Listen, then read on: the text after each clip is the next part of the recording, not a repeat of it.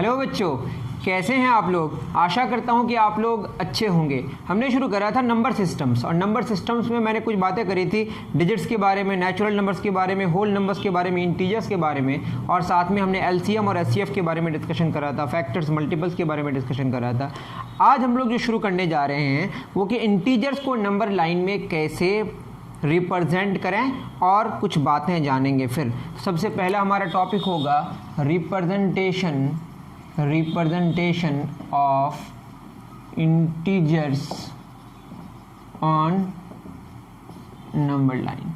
ठीक है, अब बताइए, ये आपका लाइन है। लाइन किसको कहते हैं? जिसके कोई इन पॉइंट्स नहीं होते हैं, आगे भी चलते जाएगा और पीछे भी चलते जाएगा।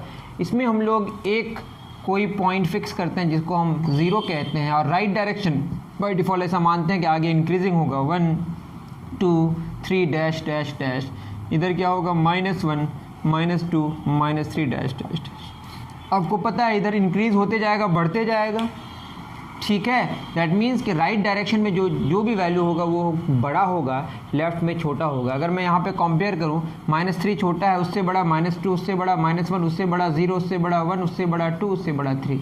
मतलब निगेटिव में जो वैल्यूज़ होते हैं वो छोटे होते जाते हैं, और भी क्या होते जाते हैं? छोटे होते जाते हैं। उम्मीद करता हूँ ये बात समझ पा रहे होंगे। इसका मतलब राइट डायरेक्शन में हम बढ़ते जाएंगे तो वैल्यू बढ़ते जाएगा, और लेफ्ट में आते जाएंगे तो वैल्यू घटते जाएगा। ये सबसे पहली बात हो गई, नोट डाउन कर लें, आपके पास बुक होनी चाहिए। सेकंड है, when we add a positive integer the result obtain is to the right of the given number. मतलब ये कि अगर मान लेते हैं कि मैंने एक में 2 जोड़ा तो 1 + 2, तो क्या हो जाएगा? ये हो जाएगा, एक आगे बढ़ेगा और एक आगे बढ़ेगा, कहाँ पहुँच जाएंगे? 3 में। दैट मीन्स कि अगर हम कोई पॉजिटिव इंटीजर को किसी नंबर में ऐड करते हैं तो राइट डायरेक्शन में हम बढ़ते हैं। जैसे -3 + 1, तो -3 में हमने कितना ऐड किया? 1, तो कहाँ पहुँच जाएंगे? -2 में। बात समझ आ रही है? -3 + 1, -3 में एक बढ़ गया तो कहाँ पहुँच जाएंगे? -2 में। तो जब हम पॉजिटिव इंटीजर को ऐड करेंगे तो हमारा जो रिजल्ट होगा वो राइट डायरेक्शन में शिफ्ट होगा। ये दूसरी बात हो गई। तीसरी बात, अगर मैं बोलूँ 1 या 3 + -1, तो कितना हमने ऐड किया? -1, मतलब 3 से कितना पीछे हो जाएंगे? 1 पीछे हो जाएंगे, तो कितना मिलेगा? 2। दैट मीन्स जब हम ऐड करेंगे निगेटिव इंटीजर तो लेफ्ट डायरेक्शन में शिफ्ट हो जाएंगे। बात समझ आ रही है? तो इतनी बात आप समझ पा रहे होंगे। तो अगर हम क्या ऐड करें बताइए? अगर हम पॉजिटिव इंटीजर ऐड करें तो राइट डायरेक्शन में शिफ्ट होंगे, निगेटिव इंटीजर शिफ्ट ऐड करें तो लेफ्ट डायरेक्शन में शिफ्ट होंगे। ठीक है, अब आते हैं सब्ट्रैक्शन में। एक बात समझ आ गई कि फर्स्ट बात ये समझ आ गई कि राइट डायरेक्शन, मतलब अगर हम राइट डायरेक्शन में चलते जाएंगे तो वैल्यूज़ बढ़ते जाएगा, लेफ्ट डायरेक्शन में आते जाएंगे वैल्यूज़ घटते जाएगा। अगर ऐड करेंगे पॉजिटिव इंटीजर तो क्या होगा? राइट डायरेक्शन में शिफ्ट होगा। ऐड करेंगे निगेटिव इंटीजर तो लेफ्ट डायरेक्शन में शिफ्ट होगा। अब अगर फोर्थ नंबर की बात करें, जैसे मैं बात करूं कि 3 लिया और सब्ट्रैक्ट किया एक पॉजिटिव इंटीजर। ठीक है, 3 में हमने क्या सब्ट्रैक्ट किया? +1। बात समझ आ रही है? इसको हम ऐसे भी लिख सकते हैं, आप जानते हैं 2 होगा। कैसे हम जानेंगे? तो 3 में जब एक हमने ऐड नहीं किया, सब्ट्रैक्ट किया, क्या किया? सब्ट्रैक्ट किया, तो लेफ्ट डायरेक्शन में शिफ्ट होंगे। किधर शिफ्ट होंगे? लेफ्ट डायरेक्शन में। उसी तरीके से अगर हम बात करें 3 -1, तो अगर मैं फिर कह रहा हूँ कि अगर हम बात करें, अगर हम राइट डायरेक्शन में जाएं तो वैल्यूज़ बढ़ते जाएगा, और अगर हम पॉजिटिव इंटीजर ऐड करें तो राइट डायरेक्शन में शिफ्ट होगा, निगेटिव इंटीजर ऐड करें तो लेफ्ट डायरेक्शन में शिफ्ट होगा, पॉजिटिव इंटीजर सब्ट्रैक्ट करें तो लेफ्ट डायरेक्शन में शिफ्ट होगा, और निगेटिव इंटीजर सब्ट्रैक्ट करें तो राइट डायरेक्शन में शिफ्ट होगा, जस्ट इसका ऑपोजिट। ठीक है, तो क्या हो जाएगा? 3 + 1 भी होगा 4। तो इससे पता चला पॉजिटिव इंटीजर को सब्ट्रैक्ट करने से लेफ्ट डायरेक्शन में शिफ्ट होता है, निगेटिव इंटीजर को सब्ट्रैक्ट करने से राइट डायरेक्शन में शिफ्ट होता है, पॉजिटिव इंटीजर को ऐड करने से राइट डायरेक्शन में शिफ्ट होता है, निगेटिव इंटीजर को ऐड करने से लेफ्ट डायरेक्शन में शिफ्ट होता है। ये बातें आपको समझनी है। ठीक है, 2 पॉजिटिव इंटीजर्स अगर ऐड करें छठा नंबर 2, जैसे 3 और 2, दो अलग अलग पॉजिटिव ऐड करने से क्या होगा 5 होगा, तो दो पॉजिटिव इंटीजर्स को ऐड करने से ऐड ही होगा, पॉजिटिव पॉजिटिव ऐड होके पॉजिटिव वैल्यू आएगा 3 और 2 5। उसी तरीके से अगर मैं दो निगेटिव इंटीजर को ऐड करूँ -3 -2, 3 घोड़े 2 घोड़े, कितने घोड़े 5 घोड़े, बट -3 -2 5 होगा, बट -5 होगा। बात समझ आ रही है? दो पॉजिटिव इंटीजर्स को ऐड करने से पॉजिटिव में ही आएगा और दो निगेटिव इंटीजर्स में तब भी ऐड होगा लेकिन निगेटिव में आएगा। ठीक है, पॉजिटिव पॉजिटिव भी ऐड होगा, अरे घोड़े घोड़े तो ऐड ही ना होंगे। मेरी बात समझ आ रही है? दो पॉजिटिव को ऐड करने से पॉजिटिव में आएगा, ऐड होगा, दो निगेटिव को ऐड करने से निगेटिव में आएगा लेकिन ऐड ही होगा। ठीक है, लेकिन अगर हम बात करें किसकी, मैं बात करूं 8 नंबर की, जैसे मैं बोलूं 5 और -3 ऐड करना है तो क्या हो जाएगा, 5 से 3 घट जाएगा तो 2 आएगा। मतलब एक पॉजिटिव और एक निगेटिव हो तो ऐड होके क्या होगा, घटेगा। क्या होगा? उसी तरीके से अगर मैं बोलूं 3 + -5, ये भी घटेगा 3 और 5, लेकिन 2 होगा माइनस में। बात समझ आ रही है? आप यूँ समझें +3 और -5 है तो पॉजिटिव कितने हैं, 1 1 1, निगेटिव कितने हैं बताइए 5, तो 3 पॉजिटिव और 3 निगेटिव कैंसिल हो जाएगा, 2 निगेटिव्स बचेंगे कि नहीं। इस तरीके से आपको समझना है। या आप ये समझें कि 3 रुपया है आपके पास और 5 रुपये खर्च करना है तो 2 रुपये तो और आपका उधार रह जाएगा। तो आपने क्या सीखा, दोनों पॉजिटिव हो तो ऐड होके पॉजिटिव में आएगा, दोनों निगेटिव हो तो भी ऐड होके निगेटिव में आएगा, एक पॉजिटिव हो एक निगेटिव हो तो ऐड होके घट जाएगा वैल्यू। कौन आंसर होगा, जो बड़ा होगा, बड़ा कौन है उसके पीछे पॉजिटिव है तो पॉजिटिव होगा, बड़ा जो है उसके पीछे निगेटिव है तो निगेटिव आंसर होगा। इतनी बातें आपको याद रखनी है या लॉजिकली समझना है। अब बात करेंगे properties of integers under addition. इतना आप उतार लीजिए। उम्मीद करता हूं कि इतनी सारी बातें आप समझ पाए होंगे। नेक्स्ट टॉपिक हमारा क्या होगा, properties of integers. Properties of integers under addition. Addition की बात करेंगे, जो ऑपरेशन है वो एडिशन है, इसको बोलते हैं प्लस, ये मैथमेटिकल ऑपरेटर है, जो रिजल्ट आता है उसको बोलते हैं सम, और जो ऑपरेशन होता है उसको बोलते हैं एडिशन। क्या बोलते हैं इसको, एडिशन। चलिए कोई बात नहीं है। तो बात करेंगे सबसे पहले हम लोग क्लोजर प्रॉपर्टी की। किसकी बात करेंगे, क्लोजर प्रॉपर्टी। वैसे बात तो इंटीजर्स की होगी, अगर हम बात करें नेचुरल नंबर्स की, सबसे पहले किसकी बात करें, नेचुरल नंबर्स की। तो क्लोजर प्रॉपर्टी क्या कहता है, नेचुरल नंबर में आप कहाँ से शुरू करते हैं बताइए, counting numbers are natural numbers. तो काउंटिंग नंबर की शुरुआत कहाँ से होती है बताइए, 1 से। जैसे 1 लूँ और 5 लूँ, 1 and 5 both are natural number, जोड़ के कितना आएगा 6। दैट इज नेचुरल नंबर को नेचुरल नंबर से ऐड करने से नेचुरल नंबर ही आता है। फिर मैं कह रहा हूँ नेचुरल नंबर को नेचुरल नंबर से ऐड करने से नेचुरल नंबर ही हमेशा आएगा। आप जोड़ के देख लें, दो नेचुरल नंबर्स को ऐड करके जो रिजल्ट आएगा, जो सम आएगा, वो हमेशा नेचुरल नंबर ही होगा। That means natural numbers are closed under, क्या लिखेंगे बोलिए, natural numbers are closed under addition. ठीक है, उसी तरीके से अगर होल नंबर्स की बात करें तो क्या हो जाएगा, ये भी तो होल नंबर्स ही है ना, दो होल नंबर, जैसे 0 और 5 ले तो क्या आ रहा है 5, तो होल होल होल आ रहा है। होल नंबर को होल नंबर से ऐड करने से हमेशा होल आएगा, तो whole numbers are closed under addition. इस बात को लिख लें आप, whole numbers are closed under addition. अब आते हैं इंटीजर्स में, जैसे मैं लिखूँ -5 और -2, कितना आएगा -7। ये भी इंटीजर है, ये इंटीजर है, ये इंटीजर है और ये भी इंटीजर है। इंटीजर को इंटीजर से ऐड करने से इंटीजर आ रहा है। -5 और 2 ऐड करेंगे तो क्या होगा -3। इंटीजर इंटीजर इंटीजर, तो दो इंटीजर को ऐड करने से, ये भी इंटीजर्स हैं वैसे, तो दो इंटीजर्स को ऐड करने से हमेशा इंटीजर आएगा। That is integers are closed under addition. इस बात को लिख लीजिए कॉपी में, integers are closed under addition. Natural numbers, whole numbers and integers are closed under addition. फिर लिखिए, मतलब लिख लीजिए, integers, natural numbers and whole numbers are closed under addition. ये बात हो गई एडिशन की। ठीक है, क्लोजर प्रॉपर्टी की बात हो गई। Integers, natural numbers and whole numbers are closed under addition. दूसरी प्रॉपर्टी क्या कहती है, ये है आपकी कम्यूटेटिव प्रॉपर्टी। कौन सी प्रॉपर्टी, कम्यूटेटिव प्रॉपर्टी। तो कम्यूटेटिव प्रॉपर्टी क्या कहता है, एडिशन की बात हो रही है। अब कम्यूटेटिव प्रॉपर्टी का मतलब ये है क्या है बताइए?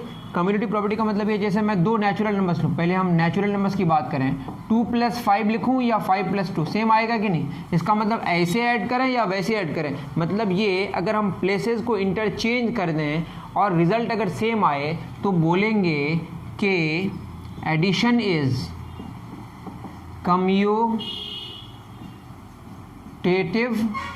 For natural numbers. इसी तरीके से आप होल नंबर्स के बारे में भी जान सकते हैं, इसी तरह से आप इंटीजर्स के बारे में भी जान सकते हैं। तो आप क्या कहेंगे? Addition is commutative for natural numbers, addition is commutative for, यही एग्जांपल इसके लिए भी वैलिड है, यही एग्जांपल इसके लिए भी वैलिड है। तो addition is commutative for whole numbers and addition is commutative for integers.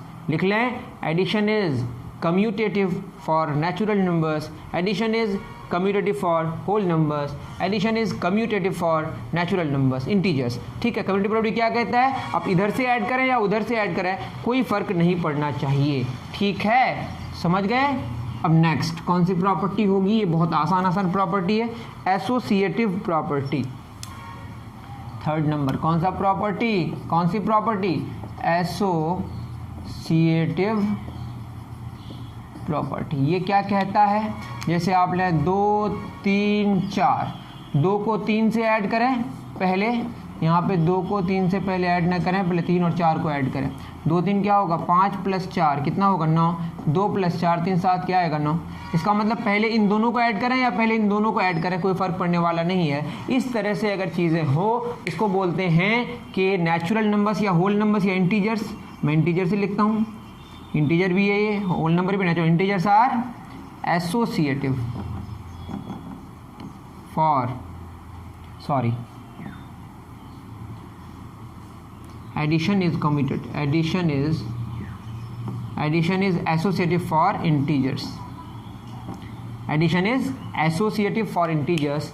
इसी तरीके से आप लिख सकते हैं addition is associative for whole numbers and natural numbers. ठीक है, तो एसोसिएटिव प्रॉपर्टी की बात हो गई। लास्ट बात होगी एडिटिव आइडेंटिटी। किसकी बात होगी? Additive identity. अब बताइए, इंटीजर में एक वैल्यू है 0, आप जानते हैं? कौन नहीं जानता? एडिटिव आइडेंटिटी उसको कहते हैं कि एक ऐसा नंबर आपको उसकी तलाश करनी है जिसको आप ऐड करें, आगे ऐड करें या पीछे ऐड करें, पहले 0 लिखें या बाद में 0 लिखें, उस नंबर में जिसके साथ इसको ऐड कर रहे हैं उसका फ़र्क नहीं पड़ना चाहिए। जैसे मैं लिखूँ 0 + 5 क्या रहेगा? 5, और 5 + 0 भी क्या रहेगा? 5। आप लेकिन देखें 0 - 5 -5 हो जाएगा, 5 - 0 = 5। मतलब इस पार 0 लिखने से 5 में फ़र्क नहीं पड़ता, बट इस पार अगर 0 लिखने से 5 में फ़र्क पड़ता है। तो सब्ट्रैक्शन में ये तो बात नहीं वैलिड है, लेकिन एडिशन में एक बात वैलिड है कि 0 के साथ किसी भी नंबर को ऐड करें तो वो नंबर जिसके साथ ऐड कर रहे हैं उस नंबर में कोई फ़र्क नहीं पड़ता। दैट इज़ 0 हो गया additive identity. 0 is additive identity. क्यों? आपको बात समझ आ गई होगी। एडिटिव आइडेंटिटी उसको कहेंगे, एक ऐसा नंबर की तलाश हमें करनी थी जिस नंबर को किसी भी नंबर के साथ ऐड करें फ़र्क नहीं पड़ना चाहिए था। The only number is 0, that is 0। क्या है वो? Additive identity. समझ गए क्या है एडिटिव आइडेंटिटी? चलिए, हम लोगों ने जान लिया एडिटिव आइडेंटिटी। क्या जान लिया? Additive identity. अब बताइए एडिटिव आइडेंटिटी कौन है? 0। अगर पूछा व्हाट इज एडिटिव आइडेंटिटी? 0 बस। अब बताइए, अब जानना है हमें additive inverse. Additive inverse, additive inverse में हमको 0 रिजल्ट चाहिए। क्या रिजल्ट चाहिए? 0। जैसे 5 है, 5 को कितना से ऐड करें कि 0 हो? तो बोलेंगे आप अरे कैसे ऐड करेंगे, लेकिन हमको पता है ना 5 को अगर -5 से ऐड करें तो 0 हो जाएगा। मतलब 5 के साथ किसको ऐड करें कि 0 हो जाए, जिसके साथ उसको ऐड करेंगे तो वो 5 का क्या होगा? Additive inverse. That is additive inverse of 5 is -5 and additive inverse of -5 is +5। बात समझ आ रही है? तो 5 को कितना के साथ जोड़ें कि 0 हो? -5 के साथ। तो 5 का एडिटिव इन्वर्स -5 हुआ और -5 का एडिटिव इन्वर्स +5 हुआ। ठीक है, अब एक क्वेश्चन आता है कि बताएं कि 0 का एडिटिव इन्वर्स कौन है। तो क्वेश्चन है कि 0 को कितना से ऐड करें कि 0 हो जाए। 0 को 0 से ऐड करें तो 0 हो जाएगा। मतलब 0 का एडिटिव इन्वर्स का दूसरा नाम है निगेटिव। इसका दूसरा नाम है निगेटिव। ठीक है, क्या नाम है इसका? निगेटिव। तो 0 का एडिटिव इनवर्स कौन हो गया? एडिटिव इनवर्स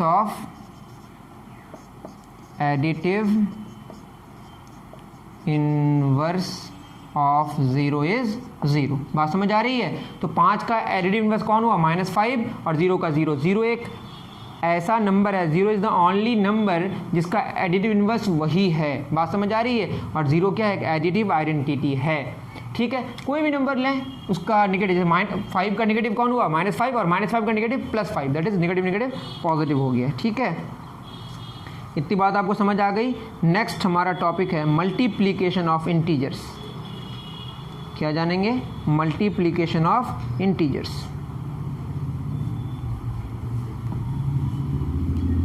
चलिए, कोई बात नहीं, हम लोग क्या जानेंगे? Multiplication of integers. ठीक है, इंटीजर का मल्टीप्लिकेशन के बारे में जानेंगे। अब मल्टीप्लिकेशन जानते ही हैं, the product of two positive integer P and Q is also. सबसे पहला, जैसे मैं मल्टीप्लाई करूँ 2 × 3, ये भी पॉजिटिव ये भी पॉजिटिव। 2 × 3 का क्या मतलब है? 2 + 2 + 2, 2 कितनी बार? 3 बार, तो कितना आएगा? 6। दैट इज दो पॉजिटिव इंटीजर का जो प्रोडक्ट है वो पॉजिटिव ही आएगा। 2 × 3 = 6 और 2 कितनी बार? 3 बार, 6। सिंपल सी बात है। अब मैं लिखूँ अगर -2 × 3, ये कितना होना चाहिए? -2 कितनी बार? 3 बार, तो -6। इसका मतलब एक पॉजिटिव और एक निगेटिव, दो नंबर्स, एक पॉजिटिव एक निगेटिव, उसका प्रोडक्ट क्या होगा? निगेटिव होगा। ये आपको याद रख लेना है, ये आपको याद रखना है। अभी ये मैं कभी प्रूफ कर दूंगा, माइनस माइनस प्लस हो जाएगा। दैट इज दो निगेटिव इंटीजर्स का जो प्रोडक्ट है वो पॉजिटिव होगा, दो पॉजिटिव का भी प्रोडक्ट पॉजिटिव होगा और दो निगेटिव इंटीजर्स का भी प्रोडक्ट क्या होगा? पॉजिटिव ही होगा। इसको मैं अलग से एक शॉर्ट वीडियो पे इसको क्लियर कर दूंगा। ठीक है, तो इतनी सारी बातें अब जानते हैं। जैसे मैं लिखूँ -1 × -1 × -1 × -1 1 × 1 × 1 minus minus plus plus minus minus हो जाएगा। इस तरीके से 4 बार अगर निगेटिव होता तो फिर पॉजिटिव आंसर हो जाता। तो ये बात आप समझ गए होंगे। और किसी भी नंबर को 0 से मल्टीप्लाई करने से क्या हो जाएगा? 0। ये बात आपको ध्यान में रखनी है। अब आते हैं मल्टीप्लिकेशन में, ये तो बातें होंगी कुछ कुछ। अब आते हैं प्रॉपर्टीज़ में। प्रॉपर्टीज़ क्या है हमारा? Properties of integers under multiplication. Properties of integers under multiplication. सबसे पहला क्लोजर प्रॉपर्टी। अभी जैसे जाना हमने किसमें? एडिशन में। तो क्लोजर प्रॉपर्टी क्या कहते हैं? जैसे मैं 2 × 3 लिखूँ, 2 और 3 क्या है? इंटीजर्स है, तो उसका जो रिजल्ट है 6 वो भी इंटीजर आ रहा है। या 2 × 0 ये भी इंटीजर, ये भी इंटीजर, ये भी क्या आ रहा है? इंटीजर। या -2 × 3 ये इंटीजर, निगेटिव इंटीजर है, इंटीजर है, इंटीजर है, कितना आएगा? -6। दैट इज इंटीजर को इंटीजर से मल्टीप्लाई करने से हमेशा इंटीजर आएगा। तो बोलेंगे integers are closed under multiplication. लिखिए इस बात को, इंटीजर्स आर क्लोज्ड अंडर, मैं टिक मार दिया मतलब है, integers are closed under multiplication. क्या लिखिएगा? Integers are closed under multiplication. Integers are closed under multiplication. लिख लीजिए, integers are closed under multiplication. बहुत अच्छी बात है। दूसरी बात किसकी बात होगी? Commutative property. Second, commutative property. ये क्या कहता है? इधर से या उधर से सेम। 2 × 3 और 3 × 2 सेम आ रहा है कि नहीं? ये 6 ये भी 6। बात समझ आ रही है? अगर इधर से मल्टीप्लाई करें या उधर से मल्टीप्लाई करें सेम आ जाए तो उसको बोलेंगे कि ये कम्यूटेटिव प्रॉपर्टी को फॉलो करता है। दैट मीन्स कि इंटीजर्स कम्यूटेटिव प्रॉपर्टी को फॉलो करता है। बात समझ आ रही है? Multiplication is commutative for integers. Whole numbers के लिए भी होगा, नेचुरल नंबर्स के लिए भी होगा, कोई प्रॉब्लम नहीं है। उसके बाद आते हैं एसोसिएटिव प्रॉपर्टी। कौन सी property? Associative property. Associative property में क्या बात होगी कि मैं अगर लिखूँ 2 × 3 × 4, 2 × 3 × 4 ये सेम आना चाहिए। या तो पहले इसको मल्टीप्लाई करें, 6 × 4 कितना आ रहा है? 24। या पहले इसको मल्टीप्लाई करें 2 × 12 कितना आ रहा है? 24। इसका मतलब मल्टीप्लिकेशन एसोसिएटिव प्रॉपर्टी को भी फॉलो करता है। कब? इंटीजर्स के केस में। किसके केस में? इंटीजर्स के केस में। बात समझ आ रही है? चौथी बात, कोई भी इंटीजर को मल्टीप्लाई करें किससे? कोई भी इंटीजर 5 इंटू 0 क्या आएगा? 0। किसी भी इंटीजर को 0 से मल्टीप्लाई 5 कितनी बार? 0 बार। एक बार भी नहीं तो 0 हो जाएगा। बात समझ आ रही है? Whatever the integer you are taking, उसको अगर 0 से मल्टीप्लाई करें तो रिजल्ट क्या होगा? 0। पांचवी बात जो बहुत इंपॉर्टेंट है उसको बोलते हैं हम लोग मल्टीप्लिकेटिव आइडेंटिटी। लिख लीजिए, मल्टीप्लिकेटिव आइडेंटिटी। क्या कहेंगे? Multiplicative identity. यहाँ पे मल्टीप्लिकेटिव इन्वर्स का कोई डिस्कशन नहीं है तो मैं भी नहीं करूँगा, ठीक है। मैं क्यों करूँ जब यहाँ पे नहीं है? तो जितनी सारी बातें यहाँ पे है वही करने की मैं करूँगा कोशिश, ठीक है। मल्टीप्लिकेटिव आइडेंटिटी कौन होगा? कोई नंबर हो इंटीजर, उसको कितना से मल्टीप्लाई करें कि वही रहे? वो 1 है। इसको पहले लिखें या बाद में लिखें 5 में कोई फ़र्क पड़ने वाला नहीं है। तो किसकी वजह से फ़र्क नहीं पड़ा? 1 की वजह से। तो 1 इज़ मल्टीप्लिकेटिव आइडेंटिटी। लिख लीजिए, 1 क्या है? एक मल्टीप्लिकेटिव आइडेंटिटी। 1 क्यों मल्टीप्लिकेटिव आइडेंटिटी है? क्योंकि 1 एक ऐसा इंटीजर है जिसको किसी भी नंबर से मल्टीप्लाई करें तो उस नंबर में फ़र्क पड़ने वाला नहीं है। समझे बाबू? उस नंबर में फ़र्क पड़ने वाला नहीं है। चलिए नेक्स्ट हमारा टॉपिक है डिवीज़न ऑफ इंटीजर्स। क्या सीखेंगे हम लोग?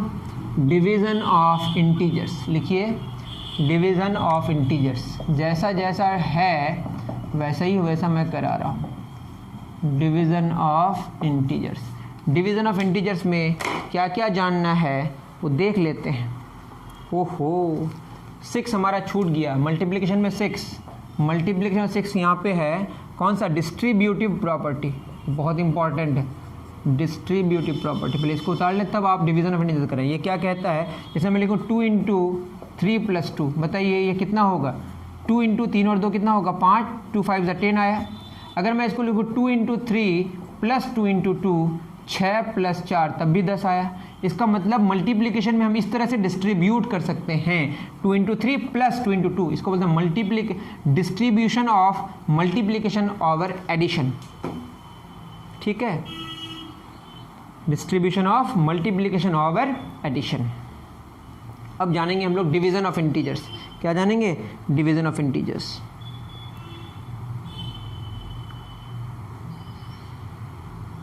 अब सबसे पहला डिवीज़न करने से क्या क्या होगा? सबसे पहले अगर मैं डिवाइड 10 एक इंटीजर है, इसको 2 से डिवाइड किया कितना आया? 5। तो इंटीजर को इंटीजर से डिवाइड किया तो इंटीजर आया। लेकिन मैं अगर लिखूँ 7 डिवाइडेड बाई 2 तो क्या हो जाएगा? 7 को 2 भागों में 2 3 6 1 बच जाएगा। 7 को 2 भागों में बांटेंगे तो 3 3 करके मिल जाएगा, 1 बच जाएगा ना। इसको लिख सकते हैं हम लोग 3 होल नंबर 1/2, मतलब हाफ बच जाएगा। क्या बच जाएगा? हाफ बच जाएगा, ठीक है। सॉरी, मतलब 7 को 2 भागों में बांटेंगे तो क्या होगा? 3.5 3.5 मिलेगा। कितना? 3 मिलेगा और आधा मिलेगा। 3 मिलेगा और आधा मिलेगा, ठीक है। इसी तरीके से ये फर्स्ट हो गया। सेकंड, हाँ, एक बात ये हो गई कि ये पॉजिटिव को पॉजिटिव से डिवाइड किया तो ये क्या है? पॉजिटिव है। सेकंड, पॉजिटिव को अगर डिवाइड करें नेगेटिव से तो क्या आएगा? नेगेटिव, जैसे मल्टीप्लिकेशन में बात होती है। उसी तरीके से अगर हम निगेटिव को डिवाइड करें किससे? पॉजिटिव से, तो भी निगेटिव होगा। और निगेटिव को डिवाइड करें नेगेटिव से तो क्या आएगा? पॉजिटिव आएगा। मल्टीप्लिकेशन का रूल ही यहाँ पे वैलिड। और यहाँ पे ये कम्यूटेटिव प्रॉपर्टी को फॉलो नहीं करता। जैसे मैं बोलूँ 10 divided by 2 is not equal to 2 divided by 10। That is division में अगर हम बात करें ये कम्यूटेटिव प्रॉपर्टी को फॉलो नहीं करता है, ठीक है। ये सब बातें आप जान लिए, बहुत ही सिंपल बातें हैं। उसके बाद छठा नंबर, अगर मैं बोलूँ 5 डिवाइडेड बाई 1, बताइए 5 रुपया एक ही बच्चा है तो 5 रुपया उसको मिल जाएगा। अगर हम बात करें 0 डिवाइडेड बाई 5, 0 रुपया, कितने बच्चे हैं? 5 बच्चे। एक बच्चे को कितना मिलेगा? 5 5। या इसको ऐसे लिखेंगे 5 0 जा 0। बात समझ आ रही है? 0 रुपया है, कितने बच्चे हैं? 5 बच्चे हैं, तो सबको कितना मिलेगा? 0 0 मिलेगा। और मैं लिखूँ अगर 5 डिवाइडेड बाई 0, 5 रुपये हैं, बच्चे कितने हैं? 0। तो बच्चे ही नहीं तो बांट ही नहीं सकते। इसको बोलते हैं हम लोग नॉट डिफाइंड। क्या बोलते हैं इसको? Not defined. या 0 का टेबल पढ़ो, 0 का टेबल, कभी 5 आएगा? कभी नहीं आएगा। इसको इन्फिनिटी भी बोलते हैं। मतलब 0 से डिवाइड नहीं कर सकते, 0 को डिवाइड कर सकते हैं। We can divide 0 by a positive और negative integer, but we can not divide by 0, क्योंकि 0 बच्चों के बीच कोई चीज़ बांटना मुमकिन नहीं है। ठीक है। तो जीरो से मल्टीप्लाई करने से किसी इंटीजर को जीरो हो जाता है, बट जीरो से डिवाइड करने से क्या हो जाता है, नॉट डिफाइंड। याद रहे नीचे जीरो नहीं हो सकता, मतलब डिवाइजर का वैल्यू क्या नहीं हो सकता, जीरो नहीं हो सकता। तो ये सारी बातें थी जो मैंने आज के थ्योरी में डिस्कस किया। उम्मीद करता हूँ कि सारी चीज़ें, जितनी सारी बातें हमने बताई, आपको समझ अच्छे तरीके से आया होगा। नेक्स्ट हम लोग डिस्कस करने वाले हैं फ्रैक्शंस के बारे में। तो नेक्स्ट लेक्चर में, नेक्स्ट वीडियो में हम लोग मिलते हैं, फ्रैक्शंस का डिस्कस करेंगे। और आपको हमारा काम पसंद आता है तो डिस्क्रिप्शन में देख लें कि क्या चीज़ें लिखी हुई हैं। मिलते हैं, ठीक है। Thank you very much.